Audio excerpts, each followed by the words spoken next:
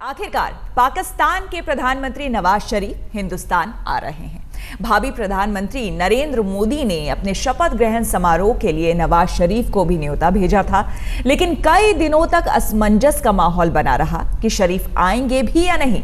लेकिन फौज से लेकर कट्टरपंथी ताकतों के दबाव को नकारते हुए शरीफ मोदी के मेहमान बनेंगे।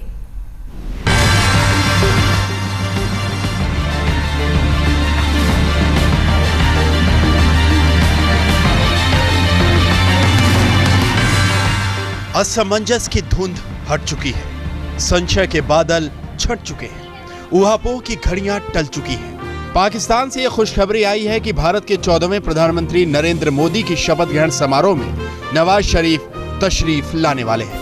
नवाज शरीफ यानी पाकिस्तान के प्रधानमंत्री।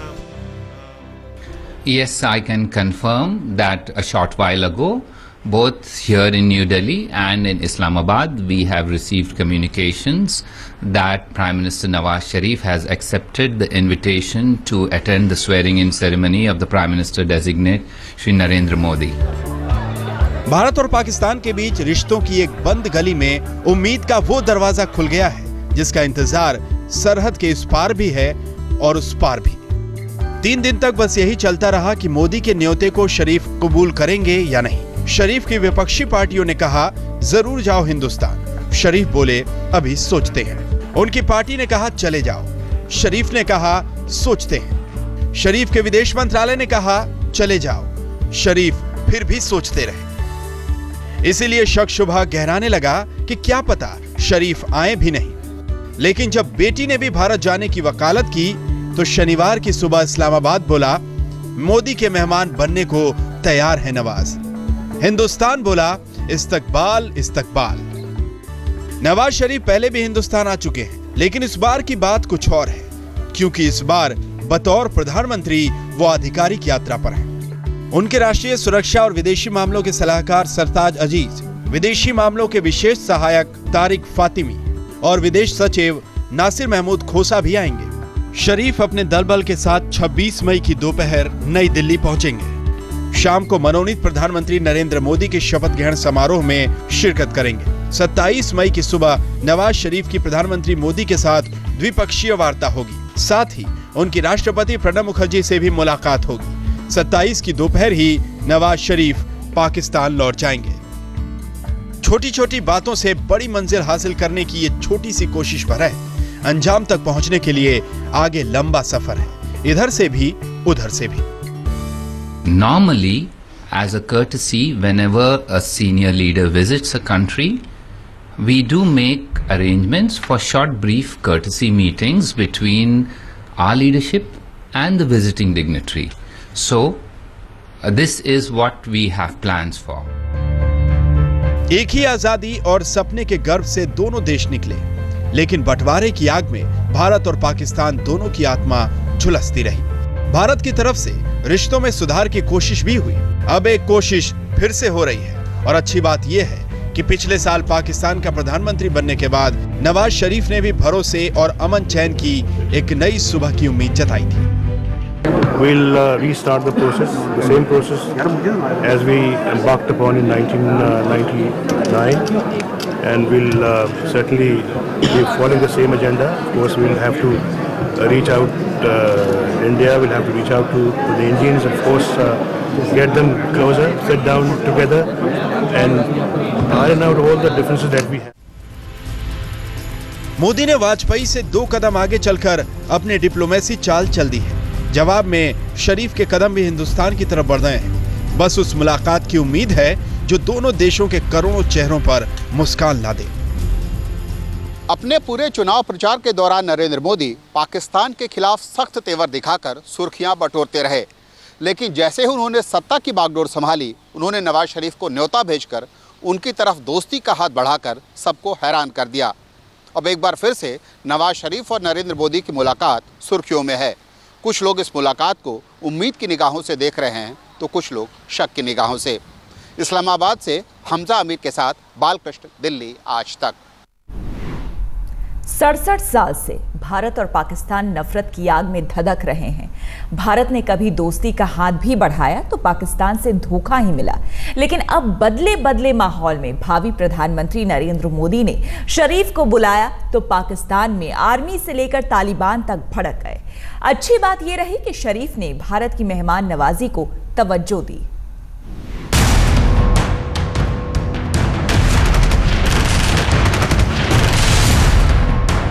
इधर पाकिस्तान के प्रधानमंत्री और अफगानिस्तान के राष्ट्रपति को भारत आने का न्योता मिला।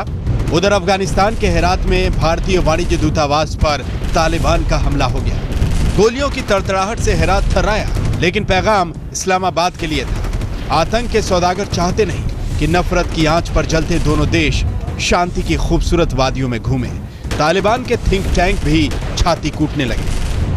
अगर आप मोदी की हलफ बर्दारी की तकरीर में जाते हैं, इसका साफ साफ मतलब यह है कि आप अपने कश्मीरी भाइयों को मायूस करेंगे।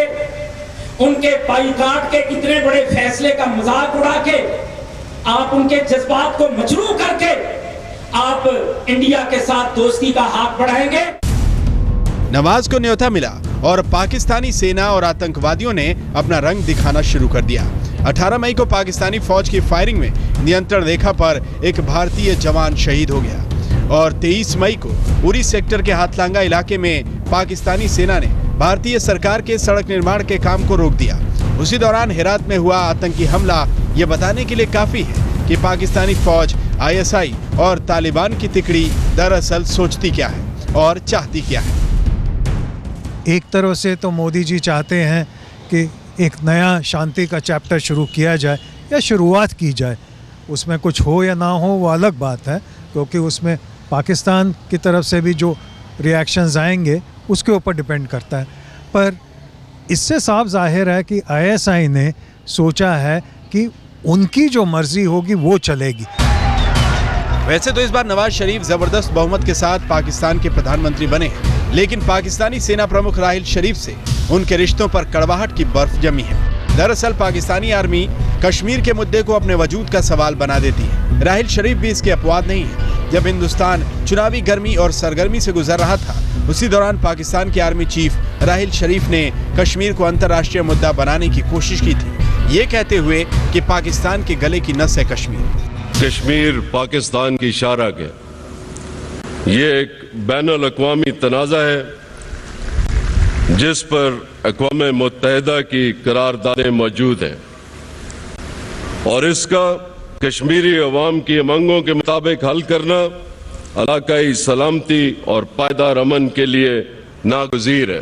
प्राइम मिनिस्टर नवाज शरीफ का ये फैसला कि वो इंडिया जाएंगे नरेंद्र मोदी के इनविटेशन पे एक बहुत मुश्किल फ़ैसला था उनके लिए, क्योंकि इंटरनली पाकिस्तान में ऐसे हालात बनाए गए थे जिसकी वजह से उनको फ़ैसला लेने के लिए टाइम लेना पड़ा।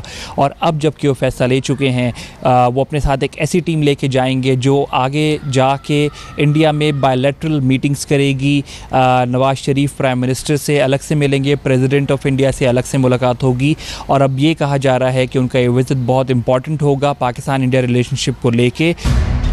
पाकिस्तान के सियासी खेमे ने इस बात का समर्थन जरूर किया कि नवाज शरीफ को हिंदुस्तान में हो रहे सत्ता परिवर्तन का गवाह बनना चाहिए, लेकिन आर्मी के अड़ियल रवैये के चलते अगर मगर भी चलता रहा और इसीलिए शरीफ को फैसला लेने में देरी हुई। देखिए, पहली चीज तो ये है कि जितना इन्होंने समय लगाया इस न्योते को एक्सेप्ट करने में, तो उसी से आपको पता लग जाता है कि किस तरह की कश्मकश चल रही थी पाकिस्तान का जो सरकारी तंत्र है उसके अंदर। क्योंकि जो लास्ट इन्फॉर्मेशन आई थी वो ये थी पिछली रात को कि अभी उन्होंने आज के लिए ये फैसला पोस्टपोन कर दिया है। खबरों में ये आया कि परसों को होगा ये फैसला, लेकिन इससे एक तो आपको बहुत क्लियर अंदेशा मिल जाता है कि एक तरह की रस्साकशी चल रही थी और उसमें अब फाइनली ये डिसाइड किया गया कि नवाज शरीफ आएंगे। दरअसल पाकिस्तान का राग छेड़कर पाकिस्तानी फौज जिस तनाव को जिंदा रखना चाहती है उसके खिलाफ खुद कश्मीर ही खड़ा रहता है। जम्मू कश्मीर के मुख्यमंत्री उमर अब्दुल्ला को उम्मीद है कि शरीफ के आगमन से संबंधों की एक नई शुरुआत होगी। नवाज शरीफ हिंदुस्तान आ रहे हैं, मोदी से उनकी मुलाकात होगी, बात होगी। दोनों नेता पहली बार एक दूसरे से रूबरू होंगे। इस मुलाकात के बाद नवाज शरीफ कितने शरीफ निकलेंगे और भारत की पहल कई विवादित मसलों के हल में कितना कारगर होगी, इसका फैसला भविष्य करेगा। लेकिन वर्तमान की उंगली पकड़कर मोदी पाकिस्तान के साथ रिश्तों के उस खूबसूरत मोड़ पर जरूर पहुंचना चाहते हैं जहां 67 साल पुरानी कटुता के लिए कोई जगह ना हो। नवाज ने भी कदम बढ़ा दिया है। इस्लामाबाद में हमजा आमिर के साथ बालकृष्ण, दिल्ली, आज तक। जब नवाज भारत आने का मन बना रहे थे तो पाकिस्तान में काफी विरोध हुआ, लेकिन उन्होंने मोदी का न्योता कबूल कर लिया। आखिर क्या वजह है कि पाकिस्तान के प्रधानमंत्री शपथ ग्रहण में आने के लिए तैयार हो गए?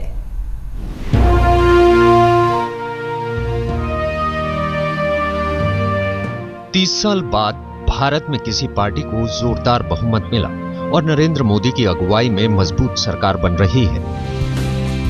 सरहद पार भी कुछ ऐसे ही हालात हैं। पिछले चुनाव में पीएमएलएन ने बहुमत हासिल किया था और नवाज शरीफ की अगुवाई में मजबूत और स्थायी सरकार बनी। मतलब ये कि नवाज शरीफ को अपने पूरे कार्यकाल में मोदी सरकार से ही तालमेल बिठाना है। शायद यही सबसे बड़ी वजह है कि नरेंद्र मोदी ने न्योता भेजा और नवाज शरीफ ने कबूल कर लिया।